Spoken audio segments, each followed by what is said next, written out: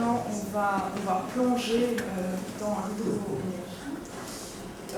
Donc, juste pour vous situer un peu le contexte dans lequel on se place, on travaille avec un projet qui s'appelle Restore Hydro, qui est un projet européen qui est financé par la Commission européenne par le biais du programme Énergie intelligente pour l'Europe et qui est le projet est coordonné par l'ECHA, donc l'Association européenne de la petite hydroélectricité.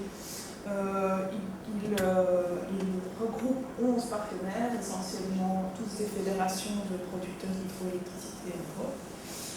C'est Edora, donc au titre de fédération de producteurs d'énergie renouvelable, qui mène ce projet pour la Belgique, mais en partenariat avec l'APER.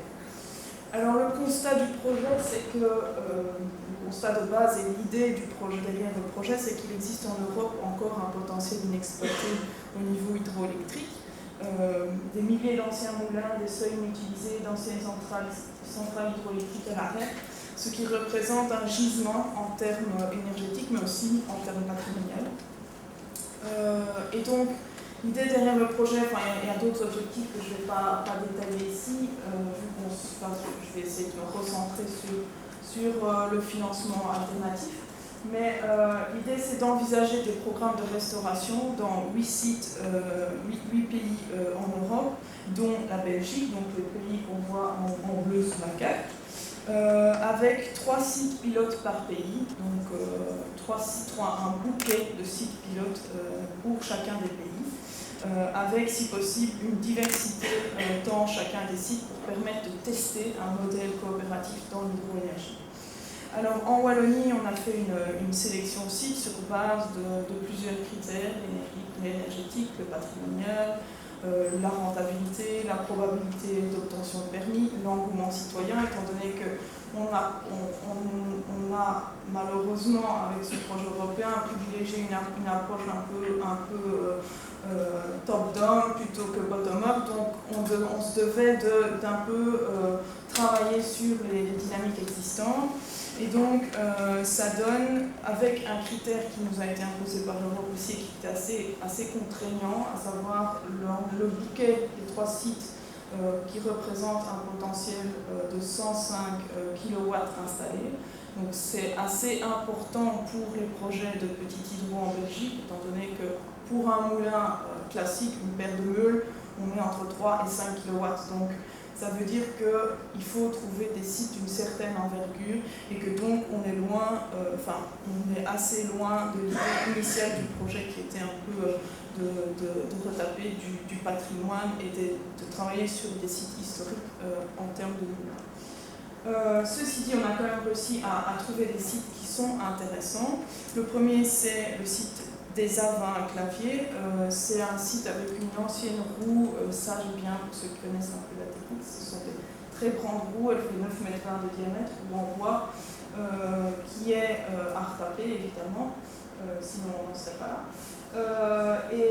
C'est situé sur le Houyou et c'est une ancienne station de pompage, donc le site pompait l'eau du bas de la vallée vers l'eau de la vallée sur une bonne cinquantaine de mètres si je ne m'abuse. Et c'est un site d'une puissance d'entre 10 et 18 kW. Les études techniques devront confirmer la puissance exacte. On a aussi, donc là, un fort engouement au niveau patrimoine, au niveau du caractère aussi environnemental du site, parce que c'est un site très très bucolique. Un deuxième site, c'est le site Mazeier-Camarcha. Là, on est dans un tout autre contexte. Donc, on est sur un site qui appartient à ArcelorMittal, en fond de vallée du Houyou, industriel. Donc, le barrage sert actuellement de prise d'eau pour refroidir les lignes d'électrozingage à l'usine. Donc l'idée, c'est de remonter le niveau du barrage et donc d'augmenter la hauteur de chute et d'exploiter la chute qui existe à cet endroit. Et là, on est à une puissance de 80 kW. Ensuite, on a le moulin Géradin à Oufalise, donc sur l'Ourthe. Et là, c'était un moulin à banane, un ancien moulin à banane, assez intéressant comme site parce que le pied passe sous tout Oufalise, donc tout le village en fait. Et Oufalise est dans un méandre en fait de l'Ouest oriental. et le biais bypasse complètement ce méandre et donc permet de gagner en hauteur de chute. Voilà, je ne vais pas m'appesantir sur tous ces détails techniques, mais même s'ils m'enthousiasment. Voilà, donc l'hydroénergie, c'est une filière assez peu courue des coopératives citoyennes. Donc on a parlé essentiellement aujourd'hui de l'éolien.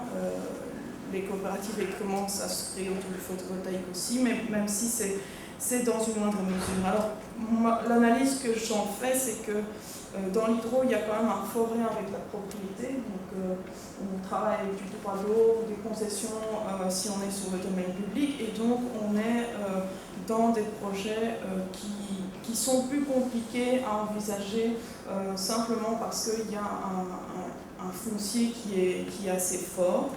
On est aussi en général plus à proximité du bâti.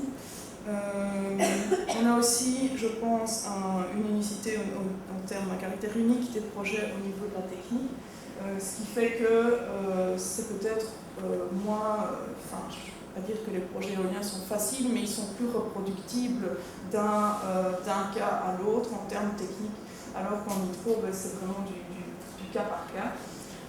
Et alors un troisième élément important, c'est que les temps de retour sur investissement sont très longs. Le génie civil est très lourd dans les projets hydro, et il y a pas mal de contraintes, que ce soit, ça je ne l'ai pas indiqué, mais c'est vrai qu'il y a pas mal de contraintes en termes environnementaux et en termes de demande de permis aussi, qui font que les dossiers sont très conséquents pour des productions énergétiques qui sont finalement relativement faibles par rapport à des gros projets comme l'éolien. Alors, Restore Hydro, là-dedans, qu'est-ce qu'on fait? On aide à explorer des montages coopératifs. Donc, dans le cadre de ces 3 sites pilotes, l'idée c'est d'élaborer une méthodologie qui soit reproductible sur des sites hydro à travers toute l'Europe. Donc, on envisage des montages coopératifs et des financements alternatifs pour les projets. Je vous l'ai dit, on s'est un peu reposé sur une dynamique existante en termes participatifs. Donc la coopérative en formation Condro Énergie Citoyenne, elle s'appelle encore comme ça pour l'instant. Il faudra voir si on change de nom suite à l'intégration du site à Ofalis qui n'est pas dans le Condro. Donc c'est une coopérative, donc une dynamique citoyenne qui s'est construite, qui a émané en fait du GAL Pays des Condruzes, et qui travaillait à la base sur des projets de biométhanisation et aussi hydro, et qui était un peu en attente de projets, et c'était une dynamique qui ronronnait et qui attendait vraiment une étincelle pour se mettre en mouvement. Et l'étincelle, ça a été Restore a priori. Donc, en termes de financement, donc, on va explorer différentes pistes, je vous l'ai dit, donc par le financement par les coopératives, on va envisager des pistes structurelles et d'autres pistes encore comme le sponsoring, ça c'est classique, mais ça peut être envisagé. Et alors le fameux crowdfunding dont tout le monde parle. Qu'est-ce que c'est le crowdfunding? Alors, le crowdfunding, c'est en fait, ça repose sur l'idée du don.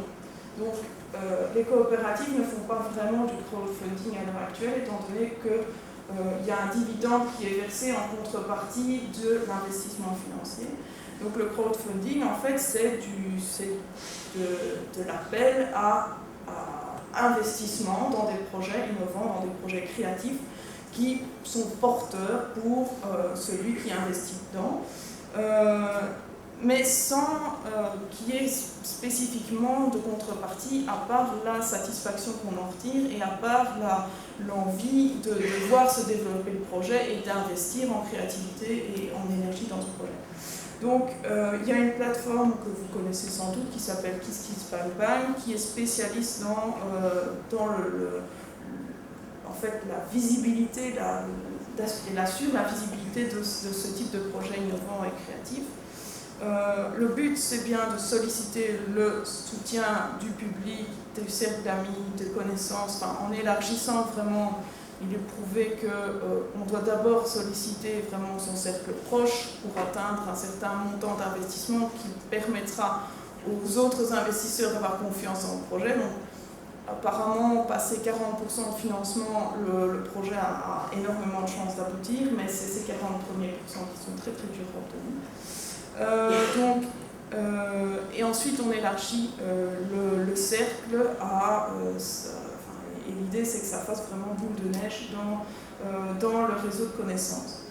Donc, le but, c'est bien de faire exister des idées ou des projets qui ont du sens, de vivre de l'intérieur de la vie des projets, parce que, évidemment, ce sont des outils qui sont très fort liés à du Web 2.0, des tweets, du Facebook, etc., qui permettent de relayer vraiment toutes ces dynamiques. Et donc, l'idée, c'est que celui qui investit dans le projet se sente faire partie du projet et s'engage à le suivre et s'engage à vraiment le vivre, en fait. Il y a une série de contreparties qui sont offertes par les porteurs de projets, mais ce sont toutes des contreparties non monétaires. Donc, nous, on propose par exemple des visites de sites hydroélectriques qui tournent, qui produisent, simplement pour des petits montants, un simple merci sur le site, c'est déjà quelque chose de symbolique mais très sympathique. Selon les types de projets, pour des films par exemple, on peut mettre le nom dans le générique. Enfin, ce sont des petits gestes mais qui ont de l'importance pour celui qui investit dans ces projets. Donc, l'idée avec Condro Énergie Citoyenne, c'est qu'on a profité d'un appel à projet qui a été lancé par IOE, qui, en fait, voulait mettre en avant, voulait lancer un bouquet de 12 projets environnementaux, au départ 2 projets environnementaux, puis 12 projets ont été retenus, pour en fait servir de mentor. Donc le mentor dans le jargon de Kiss Kiss Bang Bang, c'est un peu le parrain des différents projets et ça assure au projet une visibilité supplémentaire sur le site. Et donc l'idée c'est qu'on profite de la dynamique d'IOE pour vraiment faire connaître notre projet. Et le financement, l'idée du financement, comme on est très en amont du projet, on n'est pas vraiment encore dans du super concret, les sites ont été sélectionnés, mais on est encore dans la phase de capital à risque, c'est-à-dire qu'il faut financer les études techniques. Restore a une partie du budget disponible pour financer les études techniques, ça monte à 12 500 €, mais ce ne sera clairement pas suffisant, surtout étant donné qu'il nous faut du budget pour les études hydrauliques, pour les études environnementales.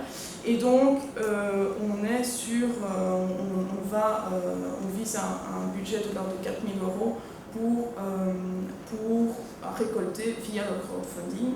Et puis, ça nous servira, donc cette manne si on atteint notre objectif, la manne de donateurs nous servira pour rebondir ensuite lors de la création de la coopérative et peut-être que ce seront en fait nos coopérateurs futurs.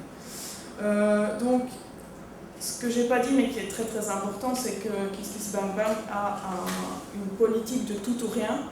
Donc, c'est-à-dire qu'on doit bien fixer la limite, le montant qu'on envisage de récolter, parce que si on n'atteint pas ce montant, l'ensemble des donateurs sont remboursés et on a 0.